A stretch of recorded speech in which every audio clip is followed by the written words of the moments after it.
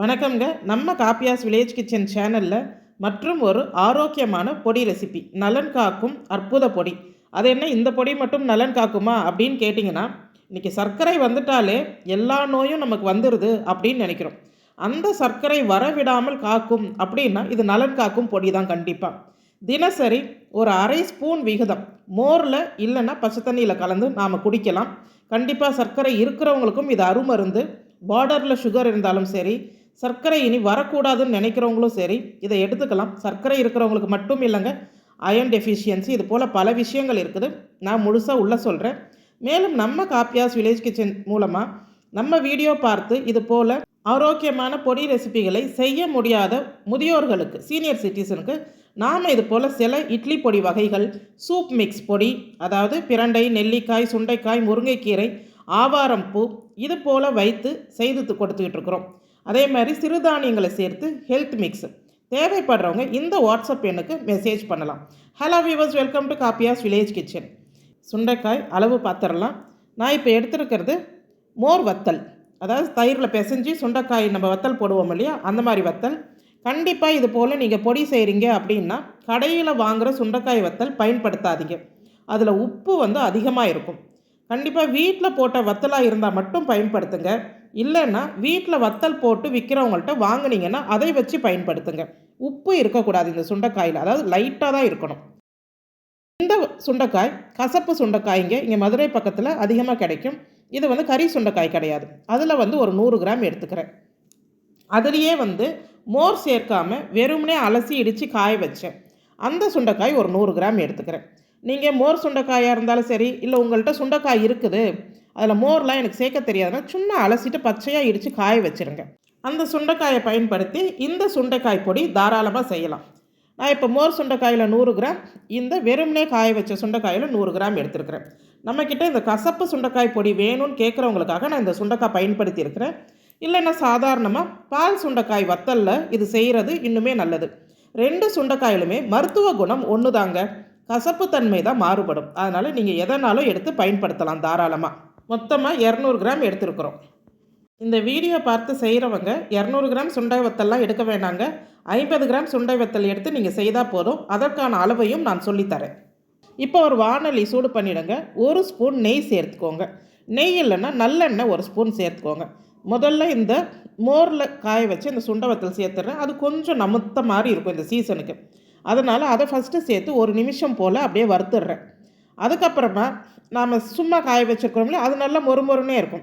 அந்த சுண்டை வத்தலையும் சேர்த்து இந்த நெய் வாசத்தோடு நல்லா அப்படியே நல்ல ஒரு கிறிஸ்பியாக வர மாதிரி வறுத்து எடுக்கணும். நீங்கள் கறி சுண்டைக்காய் வச்சுருந்தீங்கன்னா அதையும் வத்தல் போட்டு வச்சுருந்தா அதையுமே பயன்படுத்தலாம். சுண்டைக்காயோடைய மருத்துவ குணம் எல்லாத்துக்கும் ஒன்று தாங்க, எந்த விதத்துலேயும் மாறுபடாது. கசப்பு தன்மை தான் மாறுபடும். அதனால் கசப்பு தேவைப்படுது அவங்க உடம்புக்கு அப்படின்றவங்க இந்த சுண்டைக்காய் பயன்படுத்தலாம் தாராளமாக. பாருங்கள், நல்லா அப்படியே வறுத்து எடுத்தாச்சு. இதை நல்லா நம்ம எடுத்து அப்படி நொறுக்கி பார்த்தோன்னா நல்லா நொறுங்கணும். அந்த பக்குவத்துக்கு வறுத்துருங்க. வெறுமனே வெயிலில் காய வச்சு அப்படியே அரைச்சிட்டோன்னா வண்டு வர்றதுக்கும் வாய்ப்பு இருக்கும். இது போல் நம்ம வறுத்துட்டு செய்யும் போது தான் பக்குவமாக இருக்கும்.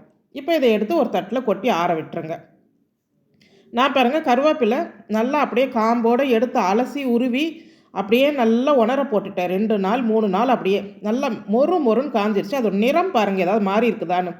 இது போல் பக்குவமாக வீட்டுக்குள்ளேயே நம்ம காய போடும் போது முருங்கைக்கீரையாக இருக்கட்டும், கருவேப்பிலையாக இருக்கட்டும், நிறம் மாறவே மாறாதுங்க. அதோடைய தன்மையுமே நமக்கு நல்லா கிடைக்கும். ஒரு பொடி செஞ்சால் கூட அதோடைய அந்த பச்சை நிறம் மெயின்டைன் ஆகும். நம்ம சேனலில் இதுக்கு முன்னாடி ஒரு முருங்கைக்கீரை அற்புத பொடி ஒன்று போட்டிருந்தோம், முருங்கைக்கீரையும் கருவேப்பிலையும் சேர்த்து. இன்றைக்கி நிறைய பேருக்கு இரும்பு சத்து குறைபாடு இருக்குது, அயன் டெஃபிஷியன்சி.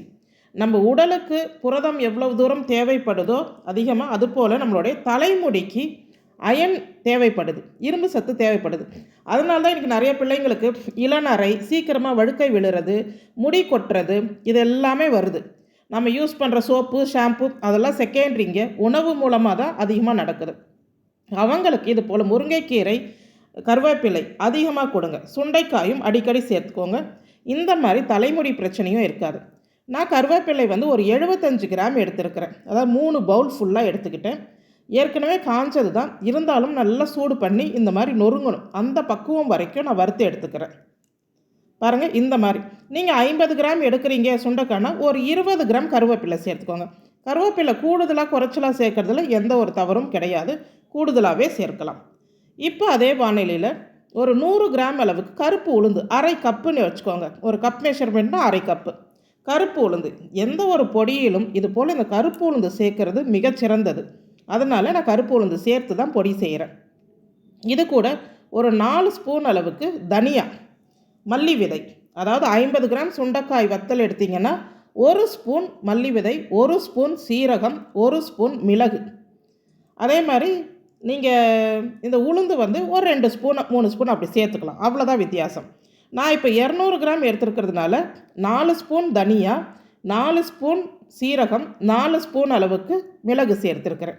100 கிராம் அளவுக்கு உளுந்து சேர்த்துருக்கிறேன். இது எல்லாமே அந்த சீரகம் பொரிஞ்சு வரும்போது நாம் எடுத்து மாற்றி விட்டுடலாம். உளுந்து நல்லா வறுபட்டதுக்கு அப்புறமா தான் இந்த பொருளெல்லாம் நாம் சேர்க்கணும், இந்த 3 பொருளையுமே. இப்போ பாருங்கள், சீரகம் வெடிக்க ஆரம்பிச்சிருச்சு, நான் எடுத்து கொட்டி வச்சுட்டேன். இப்போ இதே வானிலையில் சும்மா ஒரு 2-3 சொட்டு எண்ணெயை விட்டு பெருங்காயம் பொரித்து எடுத்துக்கோங்க. புளி, ஒரு புளியங்கொட்டை சைஸ் அளவுக்கு புளி அதில் வறுத்து எடுத்துக்கோங்க. நான் ஏற்கனவே வந்து பெருங்காயம் பொரித்து வச்சுருக்கிறேன், அதனால தான் நிறம் மாறி இருக்குது. இப்போ புளியுமே நான் வறுத்து வச்ச புளி இருக்குது, அதனால் நான் சூடு பண்ணிக்கிறேன். இப்போ பெருங்காயத்தையும் புளியுமே லைட்டாக அப்படி சூடு பண்ணி எடுத்து நான் ட்ரான்ஸ்ஃபர் பண்ணிக்கிறேன். இந்த பெருங்காயம் புளி வந்து குறைவாக சேர்த்துக்கிட்டால் போதும், அதோடைய நீண்ட நாள் தன்மையை வந்து அது காப்பாற்றும். அதனால் சும்மா ஒரு புளியங்கொட்டை அளவுக்கு புளி சேர்க்குறோம். இதில் வரமிளகாய் நாம் சேர்க்கக்கூடாது கண்டிப்பாக. நான் காஷ்மீரி மிளகாய் இருக்குன்றதுனால ஒரு 4 காஷ்மீரி மிளகாவை வந்து இது கூட சேர்த்துக்கிறேன். சும்மா இவ்வளோண்டு நெய் சேர்த்து அதை நல்லா மொறுமொறுப்பாக வறுத்து எடுத்துக்கிறேன். நீங்கள் காஷ்மீரி மிளகாய் இல்லை அப்படின்றதுக்காக காஷ்மீரி மிளகாய் தூள் சேர்க்கலாமெல்லாம் கேட்காதீங்க, சேர்க்கக்கூடாது.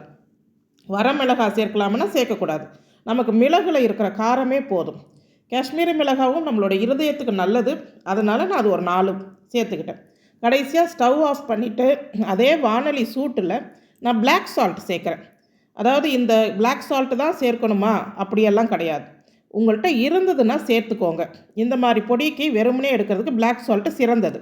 இல்லைன்னு சொன்னால் நீங்கள் பிங்க் சால்ட்டோ இல்லை கல்லுப்போ எதையோ அந்த வானொலி சூட்டில் ஒரு 2 ஸ்பூன் சேர்த்து அப்படி நல்லா டாஸ் பண்ணி எடுத்து மற்ற பொருள் கூட நாம் சேர்த்துடலாம்.